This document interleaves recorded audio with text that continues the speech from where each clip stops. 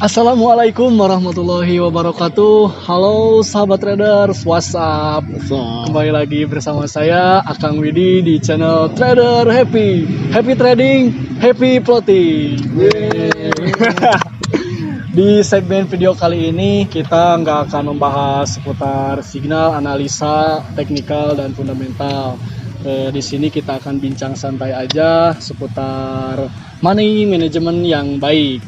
Oke, langsung aja Master, mungkin bagaimana sih money management yang baik? Modal berapa? Idealnya di trading forex ini? Gitu. Okay. Jadi kita untuk modal berapa? Banyak sih yang disarankan tuh kan modal $10.000 ya. $10.000. Tapi ya sebenarnya nggak segitu juga gitu. Tapi kalau misalkan dana lebih besar itu lebih baik. Maksudnya lebih baik gimana sih? Ya kita kayak bisnis besar lainnya gitu loh. Kita buka toko besar, toko grosir misalnya. Iya. Toko grosir besar dengan partai besar itu keuntungan besar kan. Besar. Tapi resiko juga sama besar kan. Iya.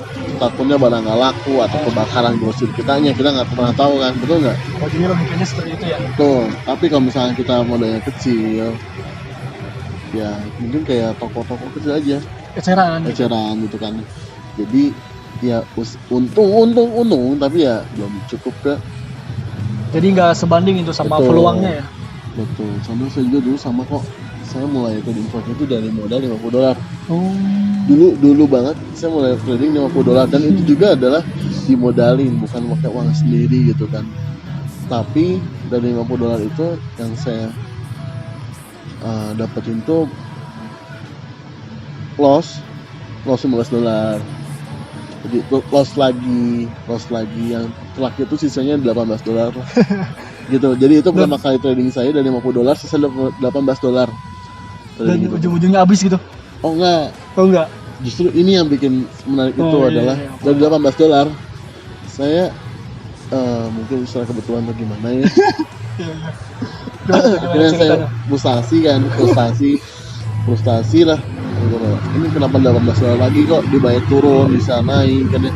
Akhirnya saya coba analisa lagi dulu, evaluasi analisa, dan akhirnya saya ingat banget sebelum saya nonton bioskop, saya langsung masukin dana lot transaksi overload langsung 0,5 waktu itu 0,5 broker merah saya ingat broker merah dulu saya belajarnya tuh 0,5 nya broker merah atau 0,05 yang sama orang tersebut.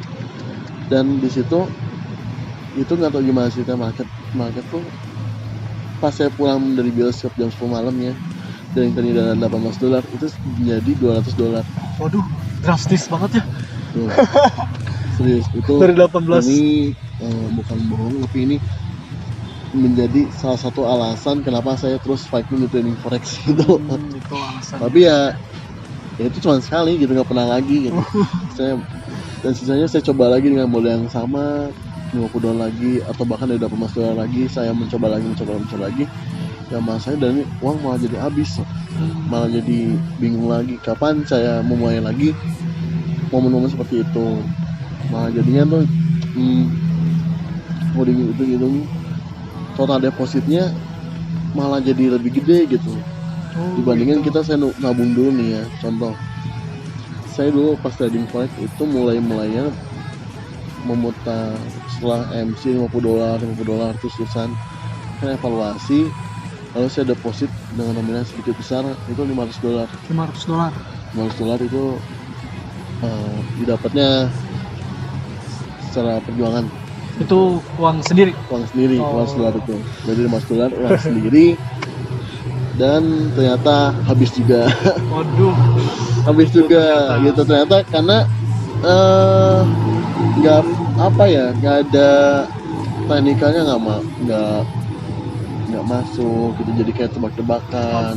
Yang tadinya pengen lotnya besar terus malah jadi loss lagi, lotnya makin loss, tambah lagi lotnya dengan harapan yang sebelumnya $18 menjadi $2 itu terulang kembali, ataunya malah habis juga gitu kan. Ternyata ya setelah evaluasi semuanya sampai sekarang saya bertahan sampai saat ini Selesai. ternyata ada di money management. Oh, ini nih guys, Money yang management menarik. gitu. Jadi teknik itu menurut saya 40% lah, 40%. 40%. Sisanya berarti Sisanya adalah psikologi dan money management. manajemen. Oh. Gitu. Pas money management 40% dan sisanya 20% psikologi. Kenapa saya sebut 20% psikologi? Karena ya tadi saya selalu nyaman dan santai sih. Kalau banyak orang kan selalu mikirkan yang terpenting adalah psikologi. Kita bakal terkena psikologi itu kalau misalkan kita tradingnya terus-terusan dipantau. Kalau terusan dipantau, jangan orang baru. Saya pun yang sudah Udah lama, lama. kalau misalkan akun real saya pantau, itu saya tuh ibaratnya gemeter lah, deg-degan, pengennya tuh di close karena lotnya besar kan, nggak bisa kita pakai lot 0,0. Jadi nggak tenang Nggak gitu. tenang gitu kan. trainingnya. Betul, jadi yang saya ambil adalah SLTP. SLTP ya udah tinggalin. Nah saya resikonya, tips saya money manajemennya, saya tuh menggunakan modal 50 juta, 5.000 dolar. 50 juta, 5.000 dolar berarti. 5.000 dolar ini saya pakainya sistem setiap resiko transaksi saya meresikokan dananya berapa sih gitu. Tiap transaksi. Tiap transaksi saya nggak pernah meresikokan dana tiap transaksi itu melebihi 100 dolar. Jadi satu peluru saya nih harganya 100 dolar gitu. Jadi kalau misalnya saya ada analisa buy dan sell-nya, ya itu resiko saya 100 dolar. Misalkan stop loss-nya saya sebut 30 pip ya. 30 pips. 30 pip karena stop loss-nya 30 pip. Contoh buy euro USD, stop loss 30 pip, TP-nya 60 pip. Berarti 1/2. 1/2. Contohnya begitu. Ya udah, saya kan di awal komitmen kan. Satu peluru saya harganya 100 dolar. Ya berarti saya untuk transaksinya menggunakan 0,3. Maksimal gitu kan. Maksimal 0,3 maksimal 0,3 pokoknya 0,3. Nah ini 0,3 ini bisa dibagi 2 peluru atau satu peluru langsung 0,3. Nah, maksudnya 2 peluru gimana sih?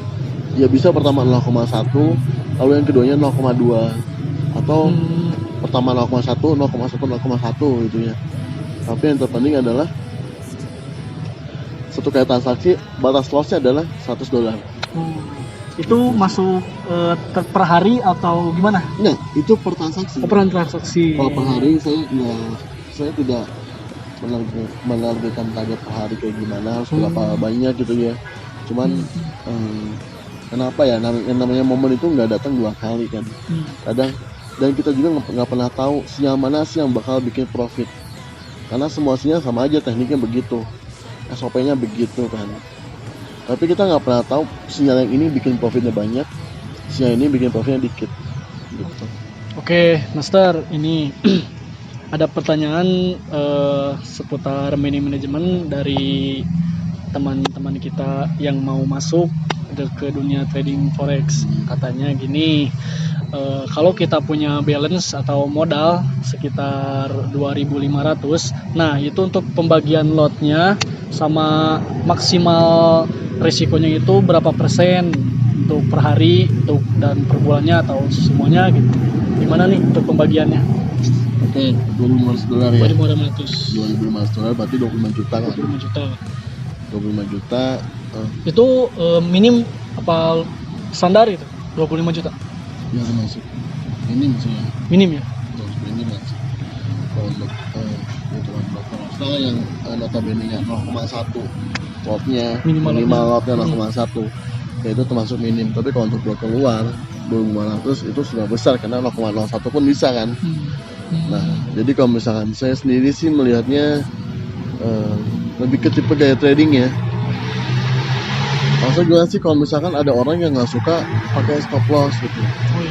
Kalau misalnya orang yang suka pakai stop loss, ya berarti untuk dana 2.500 dolar ini maksimal kita entry-nya adalah 0,2.